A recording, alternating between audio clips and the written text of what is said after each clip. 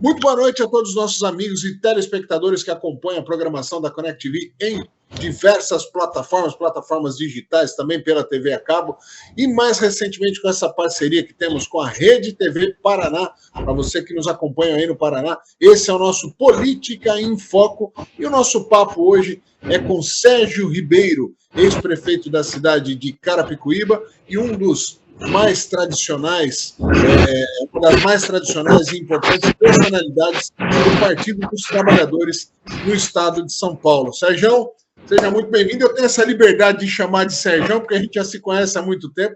Seja muito bem-vindo, muito obrigado por essa entrevista. Obrigado, amigo Eudes, né, aqueles que estão nos assistindo. É sempre uma alegria aqui, né? Tá? Eu tenho uma estátua igual essa daí, ó, em casa aqui, ó. Tem uma estátua que está atrás de você. Quem que deu essa estátua para você? Isso aí foi o Vrejo Salazar que me deu de presente. Ele me deu duas águias e uma estátua dessa daí. Eu chamo de, porque eu sou corintiano, eu chamo a águia que ele me deu de gavião. É gavião.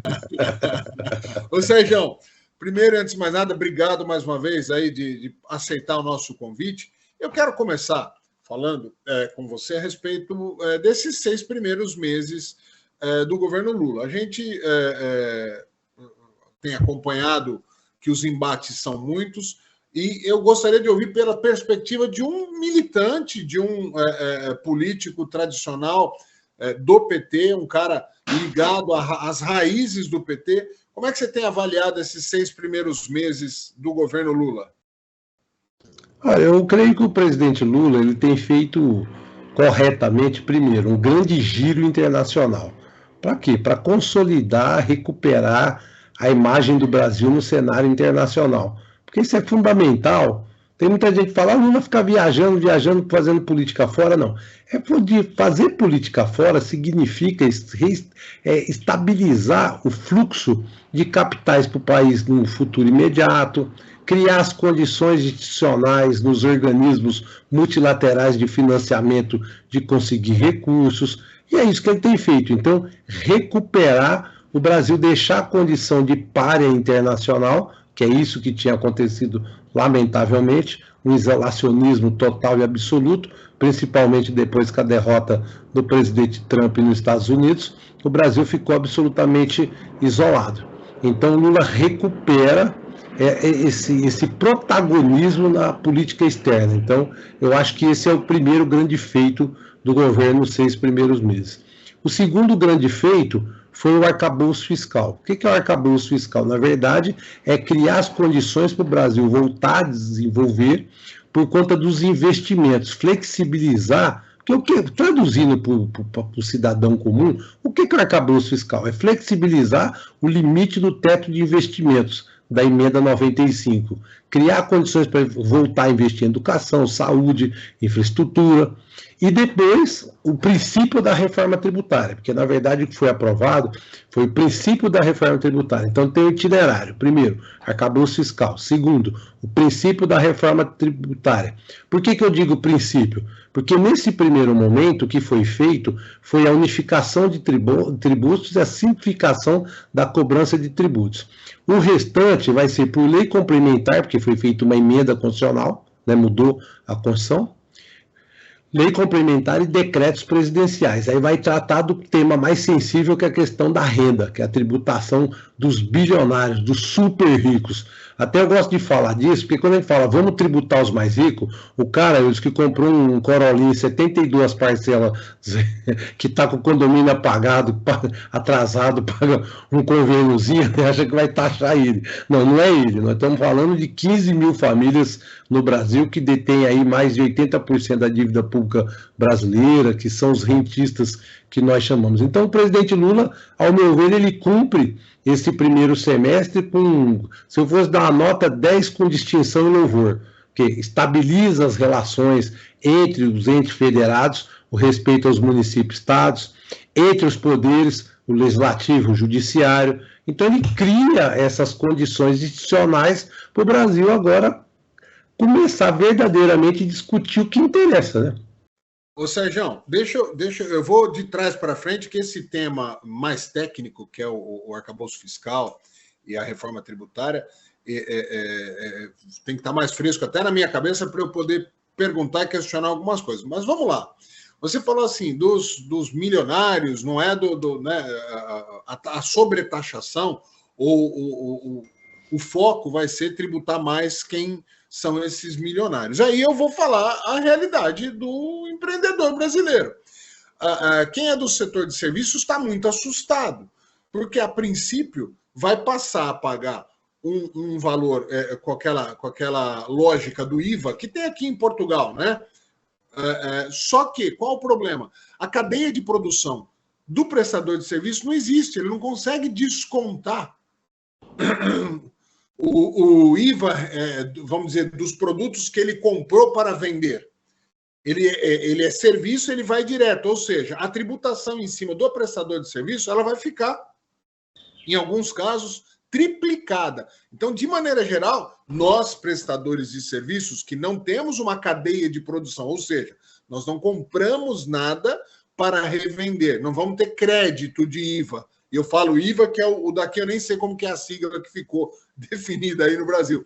Mas como é que é isso? Não vai acabar taxando não só os supermilionários, mas os empreendedores de pequeno e médio porte em cheio? Então, vamos lá, foi bastante importante essa pergunta. Olha, quando eu falo do segundo momento, é porque, assim, no projeto que foi aprovado, que é a mudança constitucional, ficou determinado que a renda, o tema da renda não foi tratado agora. O tema da renda será tratado daqui a 6 meses. Então, ficou na própria lei, que ainda não foi votada no Senado, porque se o Senado, todos os itens, que o sistema bicameral no Brasil, Câmara e Senado, funciona assim. A Câmara sempre dá a voz final. Então, se algo for mudado pelo Senado, todos os itens, artigos, precisa voltar para a Câmara ratificar ou não, aceitar ou não a mudança feita pelo Senado. Então, mas o que ficou determinado a princípio é que daqui 6 meses vai tratar a questão da renda. Por exemplo, a questão de lucro, a questão de taxação de dividendos, tudo isso vai ficar para frente. O que eu estou falando agora é o seguinte, o que foi feito, que você fala, o nome que acabou ficando foi esse mesmo, que é a unificação do ISS, que é o Imposto Municipal, né, que desde a Constituição de 5 de outubro de 88 para cá é imposto municipal, e juntou junto com o ICMS, então fica um imposto. Né? Tinha setores do governo que defendiam criar um só, que juntaria IPI, COFINS, o PIS, todos eles, mas não, acabou prevalecendo, unifica os tributos federais, unifica o estadual e municipal. Uma das perguntas é como que será feita a transferência para estado e município? Vai criar um conselho federativo, né, que é o que está no projeto de lei, que arrecada esse recurso e depois faz a distribuição. Bom, por que quem presta serviço deve ficar absolutamente tranquilo diante dessa preocupação que você apresentou? Primeiro, o nosso ministro Fernando Haddad é uma pessoa absolutamente equilibrada. Para quem não sabe, o Haddad tem larga experiência em economia, trabalhou em banco, tem gente que sempre vê o Haddad, lembra dele como professor da USP e do INSPER, né? Ele também é professor da USP, mas trabalhou em banco, foi o cara que inventou, que criou a tabela FIPE no Brasil. Eu estou traçando um pouquinho, brevemente, dessa biografia dele, para dizer que ele é uma pessoa muito prática. Então, o que ficou determinado nessa mudança que foi feita agora? Que as alíquotas, elas serão determinadas a posterior, vai ser agora. Vai ser por lei complementar e por decreto presidencial. Então, as alíquotas não estão determinadas. Teve até um estudo que gerou uma preocupação, que talvez tenha embasado a sua e de muitos que estão divulgando na mídia, é o estudo do IPEA, que é interessante. O estudo está querendo dizer o seguinte: para manter a mesma arrecadação, o governo teria que elevar esse IVA para tipo 28%.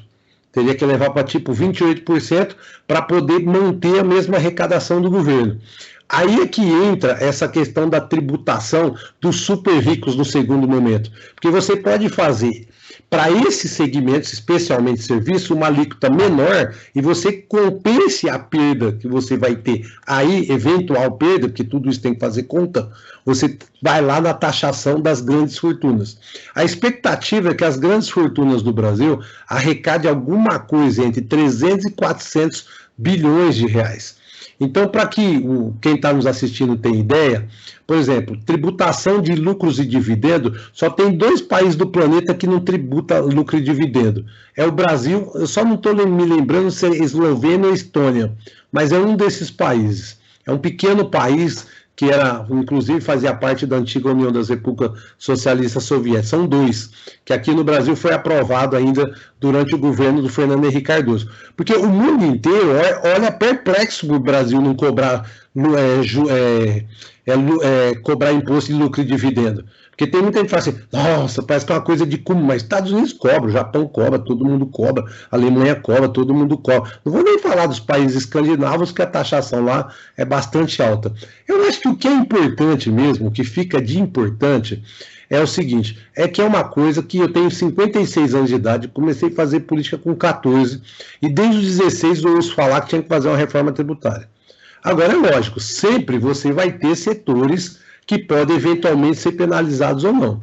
Como eu acredito na capacidade de diálogo, uma pessoa extremamente flexível, como é o Fernando Haddad, eu acho que isso vai sendo ajustado ao longo do percurso. O que eu tenho ouvido de membros da Fiesp, o que eu tenho ouvido de pessoas da FEBRABAN, o que eu tenho ouvido de vários interlocutores, é que tem um sentido positivo a reforma. Agora, os ajustes vai sendo feito. O presidente Lula é um homem de diálogo, tem o conselho. Hoje, para você ter um exemplo, daqui a pouco eu vou participar. Vai ter uma reunião online também, com o Mercadante, o BNDES, para tratar da política de financiamento no Brasil, né? Porque o Brasil é muito dependente, é um sistema bancário mais cartelizado do mundo. Você pega 80% do crédito, está na mão de 3 bancos, que é Itaú, Bradesco e Santander, né? Itaú, Bradesco e Santander. 3 bancos apenas. Você que está aí na Europa sabe como que é. Aqui o Brasil, não existe o que existe no Brasil. Você pega todo cartão de crédito, todo financiamento. Não é igual a outros países que você tem sindicatos, cooperativas de crédito, você tem cooperativas municipais de crédito, de pequenos empréstimos.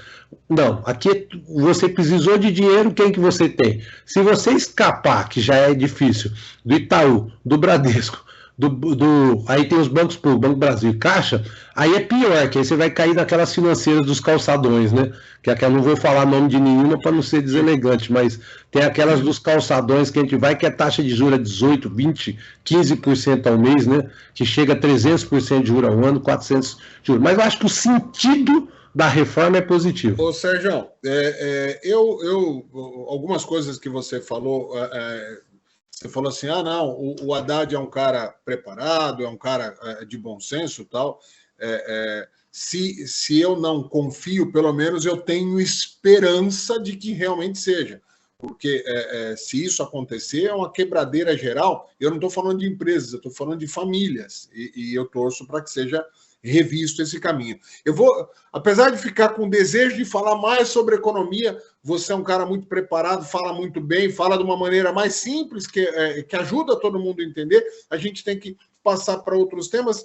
E eu vou, ainda falando em âmbito nacional, você não acha que, de certa forma, o Lula, sim, e que, de alguma maneira, a gente pode até falar que é natural, mas ele voltou com algumas atitudes figadais, como o nosso amigo Freixo Salazar fala, né? Ele está com algumas atitudes figadais. Sim, há um pouco de perseguição, há algumas atitudes talvez impensadas, que depois até volta atrás em parceria com o STF, como pedir os dados de todos os seguidores do Bolsonaro das redes sociais. Você não acha que isso acaba tumultuando mais? Porque, assim, eu não preciso ser petista para torcer para o Brasil. Eu não preciso ter votado no Lula para querer que as coisas deem certo.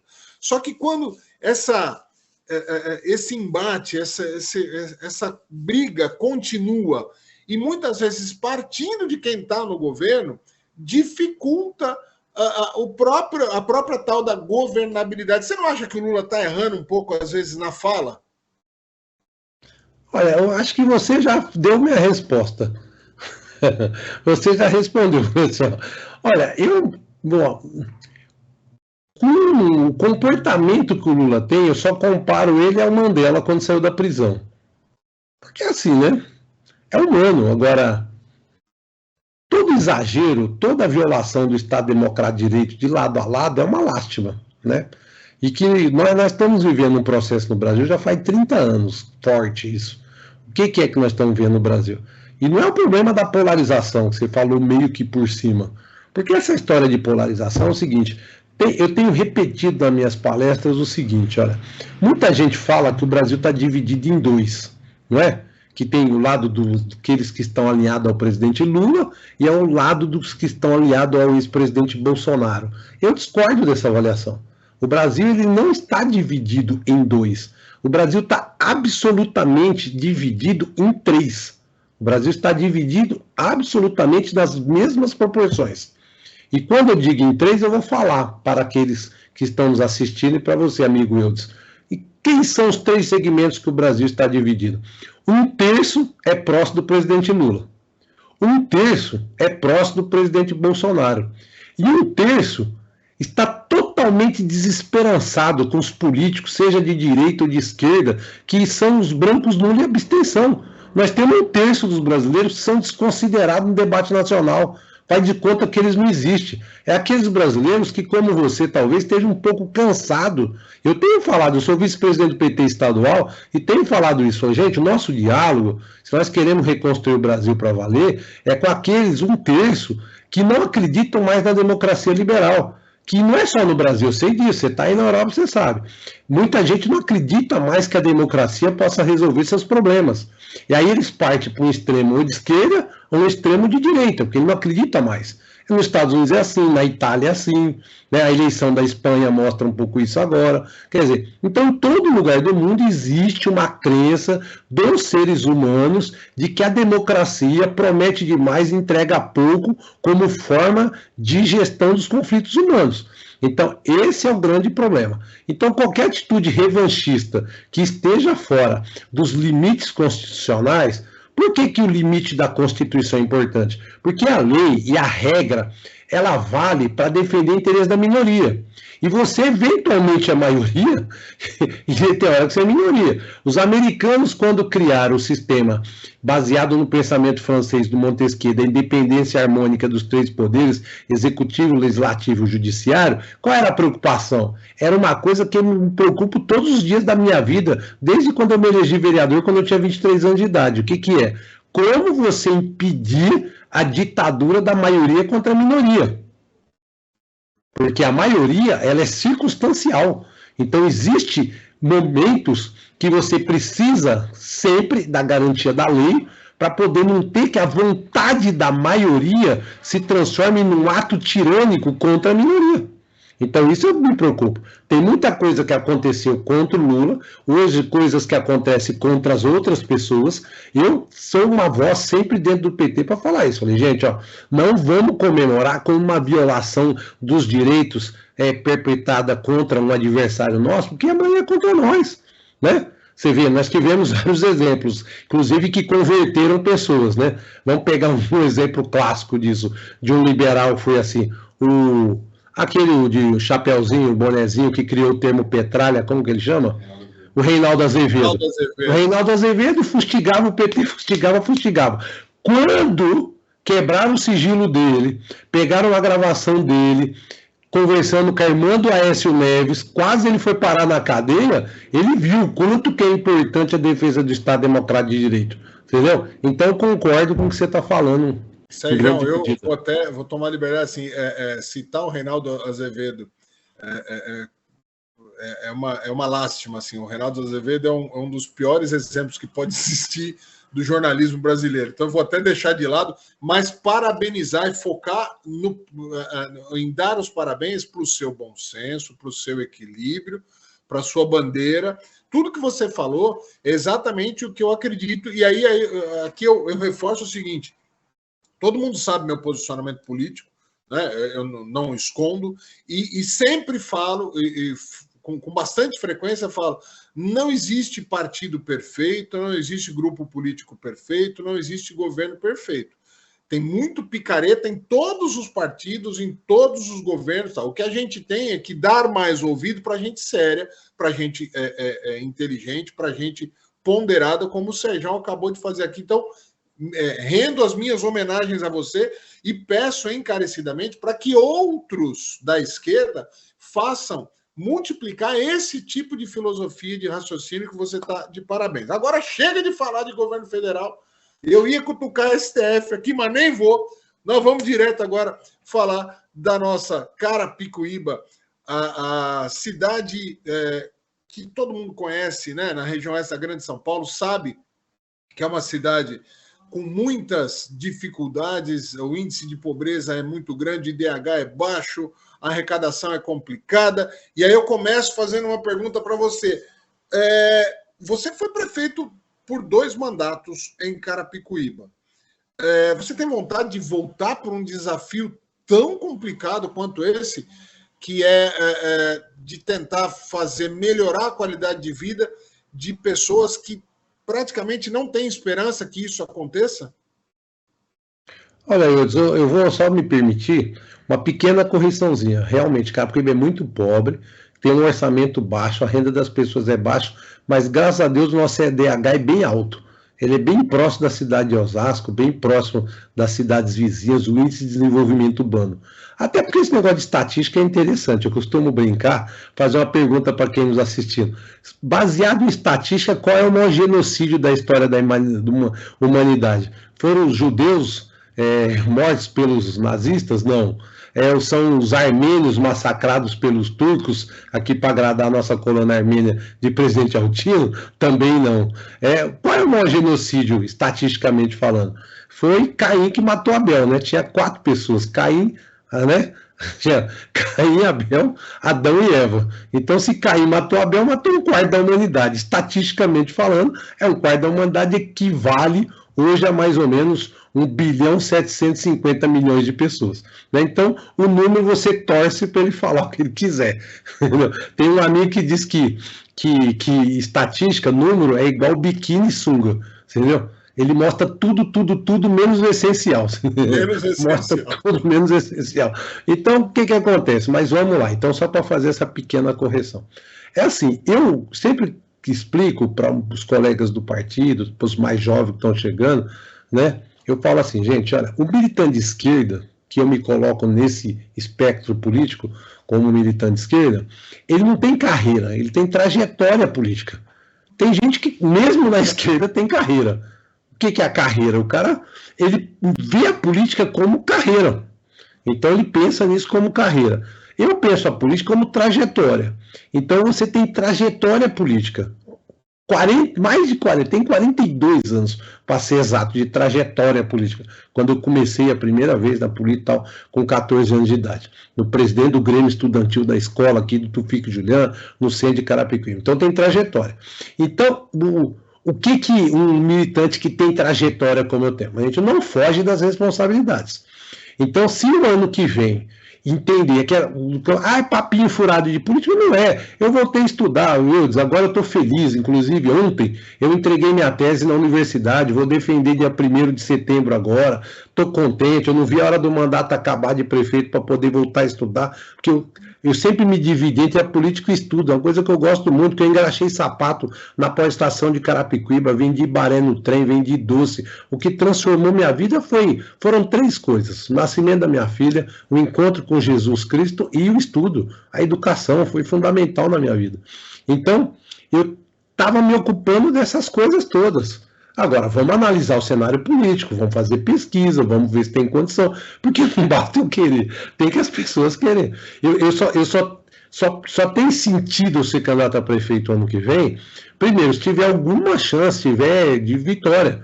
Eu tenho uma entusiasta da minha candidatura, que é minha mãe, mas por enquanto, né, tá minha mãe lá, vamos ver se aparecer mais 1, 2, 3, 4, pode ser, né? Vamos analisar, mas mas já começou bem, né? Se a mãe não apoiasse, ia ser mais problemático, né?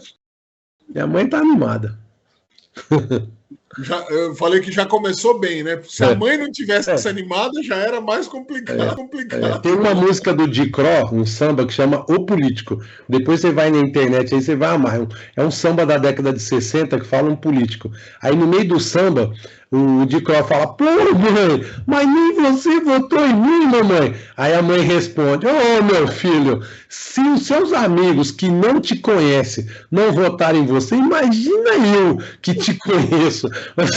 Aí é um samba que fala assim, é um mó barato esse samba, você vai ver depois, chama político. Esse samba, ele trata do seguinte, que uma parte que o Dicró fala assim, dei coberta, dei vergalhão, carreguei, bebeu chorão. Aí ele fala, se tem coisa que não presta, é o tal de eleitor. Aí ele fala assim, traidor, traidor, se tem coisa que não presta, é o tal do eleitor. Eu já ouvi. É muito engraçado isso aí. Tem uma parte que ele pergunta, na cidade que vocês moram tem água encanada? O povo, não. Na cidade que vocês moram tem escola? Não. Na cidade que vocês... Não. Então por que vocês não mudam dessa porra?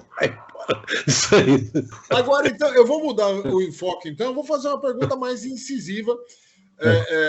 E aí, para quem tem trajetória política, com certeza a resposta também vai ser mais assertiva.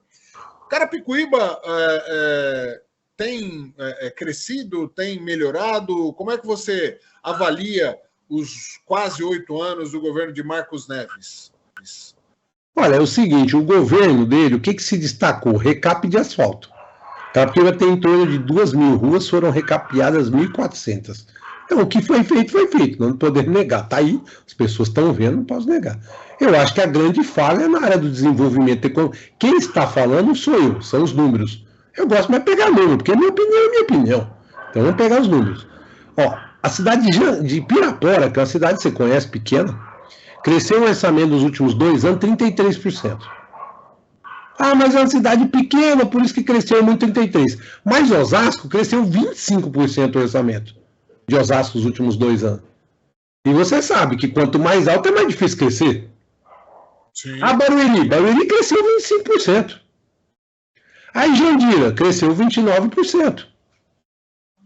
Aí você vai falar, mas e Carapicuíba? Você fala. Cresceu 6%. Carapicuíba cresceu 6% o orçamento em 2 anos. São dados da Câmara Municipal dos orçamentos foram aprovados. Não foi eu que inventei. Quem tiver dúvida é só entrar no orçamento de cada Câmara da cidade que eu falei. Foi votado, não tem como falar. Está no site do Tribunal de Contas, está em todo lugar. Então, algo aconteceu. Ou melhor, né? Algo deixou de acontecer. Porque como que a nossa região, porque o que explodiu o orçamento na nossa região? Olha só como Deus age na vida das pessoas. Aquele Deus que permite que seja fechada uma porta, ele abre uma janela de oportunidades. Qual foi a porta que foi fechada? As quase 800 mil vítimas que morreram da Covid. Isso foi uma tragédia humanitária sem tamanho no Brasil e no mundo. Uma pandemia, o nome já diz. Uma pandemia. Agora, ele abriu uma janela de oportunidade. Se não fosse a pandemia, eu não estaria falando com você por Skype. Porque a gente não tinha essa prática, não tinha esse costume. O que aconteceu? As vendas online explodiram no Brasil. E essa região se beneficiou disso. Nós nos transformamos e nos consolidamos aquilo que há algum tempo já vinha sendo consolidado como um grande corredor de logística da América Latina. Então você pega as empresas de Osasco, de Barueri, de Santana de Parnaíba. Santana de Parnaíba explodiu o orçamento, todo lugar explodiu o orçamento. Então alguma coisa não foi feita em Carapicuíba para não pegar uma beiradinha disso. Alguma coisa tem que fazer. Então eu já vou nessa questão mais estrutural, que é essa crítica mais geral que eu faço, porque se ficar, fez, não fez, que eu fiz mais creches, mais escola, topo fazer esse debate também, mas eu acho que é muito raso. Tá igual o Brasil. O Brasil, sabe por que, na minha modesta opinião, por que está nessa situação que nós estamos? Que faz 10 anos, 8 anos, que o Brasil, o grande debate se o Brasil está bem ou se está bom, se tem dinheiro ou não, o preço da picanha, pelo amor de Deus, gente, é piada um negócio desse, é para acabar, você entendeu? Onde que nós vamos com uma conversa dessas, tá entendendo? O preço da picanha, você viu, baixou, o preço da picanha subiu, pelo amor de Deus, eu quero saber como que está o nível educacional do país, se aumentou a produtividade, como que está o juro, capacidade de exportar, de gerar, agregar valor, de gerar oportunidade, sonho, esperança para as pessoas. É isso que importa, pô. Picanha é a carne, picanha, isso é ocasional, isso é sazonal o preço, tem uma série de fatores, é um saco. Deixa eu falar, eu de verdade, assim, a gente já tinha batido papo, eu já tinha te entrevistado, a gente já tinha conversado naqueles almoços no Vreja ali, que a gente se encontrava tal, e eu sempre admirei a tua capacidade de ter as suas opiniões, mas sem ficar nesse debate vulgar. E só vou fazer um comentário e a gente volta a falar de Carapicuíba. As grandes lideranças do PT que estão no governo nesse momento tinham que seguir esse caminho, parar com essa conversa do preço da picanha ou fazer tiradinha de internet. Acho que a gente está precisando de um momento mais maduro do país, não aquele maduro, o maduro de amadurecido, do momento de amadurecimento da política, e você tem, acho que uma função importante, inclusive, dentro do seu próprio partido. Vamos voltar a falar de Carapicuíba. Sérgio, historicamente, Carapicuíba sempre se vitimizou, ou usou, não é nem que usou para se defender, analisando os fatos, que a gente não tem para onde crescer uma cidade de dimensões pequenas, super povoada, que não tinha espaço, de repente, para uma grande indústria chegar, esse tipo de coisa. E aí, conforme você falou, essas empresas de tecnologia que usam escritórios simples, espaços simples,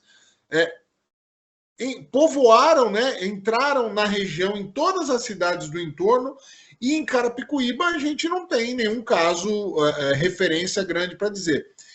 O poder público municipal tem competência e tem capacidade para atrair efetivamente empresa, ou é um pouco só escolha do mercado, Sérgio? Ou seja, o que eu estou querendo dizer? É uma falha de quem estava governando, ou é só uma circunstância que não poderia ser mudada? Então, dois aspectos. Primeiro, é uma falha grave. Grave por quê? Porque em 5 de outubro de 1988, nova Constituição deu autonomia para o município legislar sobre tributo. Eu tomo posse em 92, 93 como vereador, 23 anos de idade. Meu primeiro discurso na Câmara foi: gente, vamos reduzir para 0,5 todas as alíquotas de ISS igual o Barueri está fazendo. Sabe por quê? É melhor 0,5 de alguma coisa que 5% de nada. Já era antes de 92, quando já outorgou a Constituição, deu autonomia, já era para ter baixado, não baixaram. Eu chego em 92, me elejo em 93, tomo posse. Está lá nos anais da Câmara, primeiro discurso. Nós precisamos baixar as alíquotas. O que aconteceu? Nunca baixaram eles. Nunca baixaram. Aí precisou, eu me elegi prefeito em 2009 para fazer o novo Código Tributário do município. E eu consegui, no primeiro ano para o segundo, aumentar 80% a arrecadação de Carapicuíba. 80%! Mas o bonde da história nós já tínhamos perdido. O bonde da história já perdido. Agora, como você disse, nós poderíamos ter um programa só para discutir a reforma tributária. Quem vai viabilizar Carapicuíba agora é a reforma tributária. O que já foi aprovado vai viabilizar Carapicuíba, vai viabilizar o Nordeste, vai viabilizar Itacoaxetuba, vai viabilizar Ferraz e Vasconcelos, que é uma discussão histórica que eu acompanho há quase 40 anos. Qual que é a discussão? Sobre a origem e destino do pagamento do imposto. Para explicar para o cidadão que está nos assistindo, é o seguinte: hoje o imposto ele é pago na origem da mercadoria. Sabe aquela coisa que eu acabei de receber pelo Mercado Livre, uma cortina que a mulher comprou aqui para o meu escritório, acabou de chegar do Mercado Livre, pagou imposto lá na Bahia. Pagou imposto lá na Bahia, porque está vindo da Bahia. Aí o que vai acontecer? Vai ter um período de transição no que foi aprovado agora. Vai ser uma parte na origem, uma parte no destino. Um percentual até chegar a 100% de destino. Vou te dar um exemplo melhor. Carapicuíba tem 210 mil linhas telefônicas, Vivo, TIM, Claro, enfim, todas essas operadoras aí. Todo mundo consome esse serviço dentro de Carapicuíba. Não fica um centavo para Carapicuíba. Para pequena parte fica, que é o repasse do valor agregado do ICMS. Agora não, pela nova legislação, se a linha é em Carapicuíba, ela é registrada em Carapicuíba, tem endereço em Carapicuíba, o imposto virá para cá. Então, eu vou dar um exemplo melhor ainda. Se você está no calçadão de Carapicuíba, numa loja, e compra um liquidificador, se essa liquidificadora está ali no depósito da loja, o imposto é para Carapicuíba. Aí você vai lá e compra um guarda-roupa. Esse guarda-roupa está lá em Jundiaí, no depósito desta loja. Quando ele vem para Carapicuíba, o imposto paga para Jundiaí. Então, isso agora vai, em larga medida, viabilizar aquilo que nós chamamos, né, eu não gosto desse apelido, mas é um apelido bem conhecido que chama cidade dormitório, que são as cidades dormitórias, né, porque aqui a gente não só dorme, faz outras coisas também, né, dorme, come, outras coisas, os gordos dormem e comem, faz outras coisas também, mas enfim, mas esse nome eu não gosto muito, mas de qualquer forma é conhecido assim. Então, alguns municípios vão perder o orçamento? Vão, falei que Furlan, ele sabe que vai perder, Osasco vai perder algum orçamento, só que é uma soma, porque é o seguinte, se você viabiliza essas cidades, como Carapicuíba e outras, ela depende menos de ir para Osasco ser atendido no serviço de saúde, educação, Barueri, então acaba tendo um equilíbrio federativo mais importante, entendeu? Então tem esse aspecto. O Furlan chegou a falar que, não é uma fala recente, mas num bate-papo ele comentou que pode chegar a meio bi a perda de arrecadação de Barueri no final dessa transição. É verdade. Pois não? Pois não? Não, é verdade, exatamente isso. E por outro lado, Carapicuíba pode crescer assustadoramente. Bom, verdade. Ainda falando de Carapicuíba, você falou de viabilidade, de aguardar, né, o momento certo, que seria o ano que vem, e o PT tem sido... Eu sempre falei, o PT é talvez o único partido de verdade do Brasil, quer goste ou não goste, é o único partido que se comporta como uma agremiação, tem as suas divergências internas, mas na hora de ir para uma candidatura, para uma eleição, para um embate, ele se une em torno do que foi definido internamente e tal, mas é um partido também muito pragmático. Dificilmente o PT não trabalha com pesquisa, com análise da circunstância e tal. Esse tipo de análise, esse tipo de pesquisa já começou? Por exemplo, você tem informações a respeito da análise, da avaliação do atual governo, porque o Marcos Neves não pode vir candidato, ele já governou por 2 mandatos. Ele provavelmente vai indicar alguém, vai colocar alguém do seu grupo político para tentar essa eleição, como é natural. Você tem uma noção de quem poderia ser um futuro adversário e qual a avaliação do atual governo? Olha, pelo que eu tenho de informação, eu fiz uma pesquisa faz uns 2 meses, contratei uma pesquisa aqui em Carapicuíba. O prefeito daqui está um pouco abaixo da média geral, porque na verdade nós estamos do lado de 2 gigantes, né? Você tem uma popularidade grande do Furlan, que é inegável, todos conhecem, tem a situação, e aliás, eu uso sempre o exemplo do Furlan. Eu uso o exemplo do Furlan em que sentido, em que medida? Falo, mesmo o Furlan com a grande popularidade, esse negócio de transferência de voto é tão difícil que ele não conseguiu eleger o Zicardi no passado. Ah, mas o Zicardi, enfim, não importa, não estou aqui para julgar, nem se o Zicardi presta ou não presta, se a escolha do Furlan foi adequada ou não foi adequada.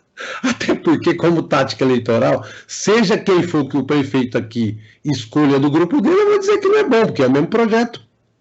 Você pode mudar a pessoa. Tem gente que é mais forte, tem gente que é mais fraca. Hoje, a única certeza que a cidade tem é que ele não tem o nome natural.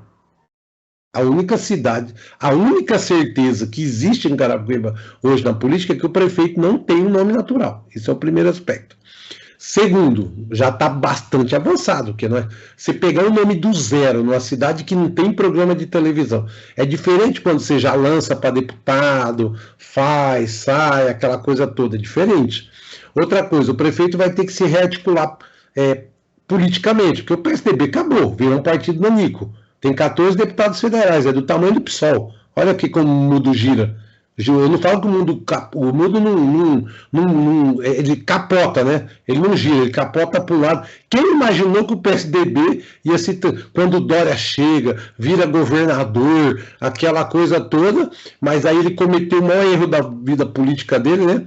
Que é traição uma atrás da outra, foi trair. A última traição foi do Bolsonaro. Aí o calcinha apertada se enroscou com o Bolsonaro. Então, 14 deputados. Quando eu falo isso, as pessoas falam, é verdade, né? Eu falo, gente, o que virou o PSDB? Um partido nanico. Porque partido abaixo de 30 deputados federais é um partido nanico. É um partido irrelevante no cenário nacional. Hoje, pode voltar a ser um dia? Pode. A vida, tudo você pode. Né? O Lula não estava preso, o filho, o neto morreu, a esposa morreu, o irmão morreu, com 70 e poucos anos preso. Na vida, tudo é possível. Tá aí a prova. Agora, partido pequeno. Então o prefeito vai ter que se rearticular. Segundo, Carapicuíba, filho, o prefeito, depois você pode conferir esses dados, ele meteu bala na campanha do Rodrigo Garcia aqui, mas com força. O prefeito, por causa dos compromissos que tinha. O Rodrigo teve 19%, o Haddad 41% no primeiro turno. Porque Carapicuíba, para quem não conhece Carapicuíba, está nos assistindo na região, às vezes você passa por Carapicuíba, mas não sabe o que é Carapicuíba. Você passa aqui na avenida. Carapicuíba é uma das maiores cidades nordestinas do Brasil. Carapicuíba é uma cidade de pobres, nordestino, formada a sua grande maioria por diaristas, frentistas, porteiros, pessoas... Essa é a população de Carapicuíba, é o perfil. Eu sou um filho de baiano, de Anagé, próximo à Vitória da Conquista. Carapicuíba é uma cidade que são piauienses, são pessoas do Vale Jequitinhonha, não é do sul de Minas que moram em Carapicuíba, é do norte, é lá de cima a turma que mora. É a turma do Maranhão, é a turma da Paraíba, são muitos paraibanos. Tanto é, tem um fenômeno interessante, Carapicuíba. O Lula nunca perdeu a eleição, Carapicuíba. Esse é um aspecto importante. O Lula nunca perdeu uma eleição em Carapicuíba. E aqui em Carapicuíba, por conta dessa situação, existe uma convicção no eleitorado de Carapicuíba que Carapicuíba depende do governo federal para crescer e se desenvolver. Existe esse sentimento. Então eu costumo falar assim, se é verdade que o prefeito atual é um excelente cabo eleitoral para Carapicuíba, eu até acredito que ele é um bom cabo eleitoral, mas o Lula também é um bom cabo eleitoral. Então vamos dizer assim, uma disputa de um candidato do PT, seja quem ele for, com o candidato do prefeito, fica assim, o Lula como grande cabo eleitoral e o prefeito como cabo eleitoral. Aí o resto é o talento, a disposição, o projeto e a vontade dos candidatos, porque se equivale em força. Lógico, tem a máquina, tem os cargos, nós sabemos como que é uma eleição no Brasil. Mas, de qualquer forma, Carapicuíba tem 3 características que distinguem Carapicuíba de qualquer outra cidade do Brasil que tem 2 turnos. Você que é uma pessoa que acompanha a política aí, sabe disso. Carapicuíba, em primeiro lugar, nunca um prefeito perdeu a reeleição. Eu fui reeleito com 68% dos votos, com 6 candidatos. Carapicuíba, nunca um prefeito perdeu a reeleição. O segundo aspecto importante em Carapicuíba, ó, nunca perdeu uma reeleição aqui na cidade. O segundo aspecto, nunca deu 2 turnos. Quem ganha, ganha no primeiro. O Fuad ganhou no primeiro, eu ganhei no primeiro, o Márcio ganhou no primeiro. Então são 8 eleições que são definidas no primeiro turno. E o terceiro aspecto que distingue qualquer outro lugar é que um prefeito nunca fez sucessor na história. Nenhum prefeito. Nunca fez sucessor na história. Se o atual prefeito conseguir, vai ser um grande feito, porque foi a primeira vez na história de Carapicuíba. Caso ele consiga fazer o sucessor, vai ser a primeira vez na história de Carapicuíba. São esses 3 aspectos. Muito bem. Sérgio, indo para a parte final do nosso bate-papo aqui, que está sensacional, mas eu queria perguntar uma coisa para você. Você é um vice-presidente do PT no estado de São Paulo, você é uma das, como eu já havia dito, né, uma das personalidades do partido mais influentes, mais relevantes. E por que voltar, ou por que deseja voltar para cuidar da cidade de Carapicuíba, se é que isso vai acontecer realmente, você está dizendo que o senhor vai tomar essa decisão no ano que vem, sendo que é natural que o seu nome tenha portas abertas para outros voos. Quer dizer, você já foi prefeito 2 vezes de Carapicuíba. Você poderia seguramente hoje está trabalhando em algum ministério do governo federal, deve até ter tido algum tipo de convite, é natural. Por que, ao invés de voos nacionais, né, ajudar o seu partido, o seu grupo político nacionalmente, por que voltar? Tem um hospital aqui perto da minha casa e tal. Não é galinha, né? Bom, agora passou. Então, por que o Serjão voltaria para Carapicuíba ao invés de buscar voos maiores, voos nacionais? Você sabe que tanto você está insistindo que eu vou ser candidato, eu vou acabar saindo, hein? A culpa é minha agora. A culpa é tua, mas desde primeiro. Tem muita gente que me perguntou, Sérgio, por que você não foi para o governo federal? Não quis ir e tal. Não, eu não podia ir para o governo federal. Por que eu não podia? Porque eu sou bolsista do CNPq, né? Eu sou pesquisador do Conselho Nacional de Pesquisa do governo federal. E o meu caso, meu Deus, é o seguinte, é interessante. Você deve ter acompanhado várias vezes uma longa polêmica que existiu no governo Bolsonaro, dos atrasos dos pagamentos das bolsas, né, científica, tá, essas coisas todas. Olha, a minha nunca atrasou um dia. Pagava até antecipada a minha. Então a minha pesquisa foi paga com os recursos do governo federal no governo Bolsonaro. Então você vê como que é o negócio. Então eu era um pesquisador por dedicação de tempo exclusivo, eu não podia ter outra fonte de renda com registro, né? Então se você vai para o governo federal, você tem que, né, registrar esse cargo, enfim, lá, né? Então eu não podia ter nenhuma atividade remunerada, né? Então minha bolsa acabou agora, né? Acabou exatamente nesse dia 30 agora que fechou. E a partir disso, dia 1º de setembro, eu faço a defesa lá na banca, essa coisa toda. E aí, a partir disso, eu vou me organizar, né, do ponto de vista profissional, o que eu vou fazer, essa coisa toda. Mas convites evidentes existiram, continuam de pé vários deles. E quanto à questão da prefeitura, é isso. É o ano que vem é entender se devo sair, se não devo sair, um grupo de pessoas. Porque tem assim, ó. A diferença que eu falei da carreira e da trajetória, assim, eu acho muito interessante. Tem gente, eu não sei como que é isso, o cara acorda cedo e bate o cabelo assim, tá tomando banho e fala, mulher, vou ser candidato. Não é assim, pô. Entendeu? Fala, sabe, vou sair candidato. Encontrei uma pessoa na rua que falou que eu devia ser candidato. Você falou uma coisa que é verdade, o PT, ele criou uma máquina eleitoral. Nós aprendemos, porque nós disputamos a eleição há muito tempo. Então, sabe, não existe na democracia ocidental um país tão vitorioso como o PT. Em tão pouco tempo, nós governamos 5 vezes o Brasil. 5 vezes o Brasil. Por votos. Nós demos uma eleição na oposição e demos uma eleição na situação.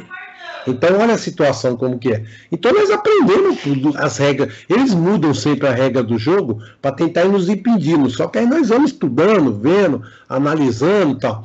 Então, assim, mas do ponto de vista da motivação, se alguém estiver me assistindo e sonha em ser candidato ao vereador ou vereadora, eu vou te falar para você o que é fundamental para você tomar a decisão de ser candidato. Se você sente prazer em ver o sorriso estampado no rosto das crianças, você está apto para ser candidato. Se você não sente isso, se você tem uma motivação pessoal, olha, esquece. Não entra nessa, não. Se você pensa em vai ser empreendedor, vai buscar o dinheiro em outro lugar.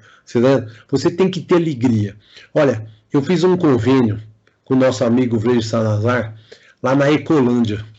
Eu fui na piscina a primeira vez quando eu tinha 14 anos de idade. Quando eu vi aquela garotadinha de 6, 7 anos de idade, chegando tudo uniformizado com uniforme na prefeitura. Aqueles monitores, aquelas crianças aprendendo, aquelas crianças sorrindo, aquilo dá uma alegria, que é uma explosão de sentimento dentro de si. Se você não tem isso, você não tem vocação para a vida pública. Aí se você decidir, achar que tem vocação para a vida pública, o primeiro fato, reúna a sua família. Diga para sua esposa, filho, criança, avó, todo mundo, chama o cachorrinho, o gato, e fale da sua disposição de fazer o bem comum. Diga que a sua vida vai ser de sacrifícios. Diga tudo o que vai ser a sua vida. Se você tiver o apoio unânime da sua família, entre nessa empreitada. Se não, cai fora. Senão você não deve participar disso. Porque o principal é você ter essa paz com a tua família, você ter um projeto claro, definido. Porque eu costumo dizer que o segredo da vida são do sucesso na vida são 4 coisas. Primeiro, você precisa ter um sonho. Se você não tiver um sonho, não entra nessa não.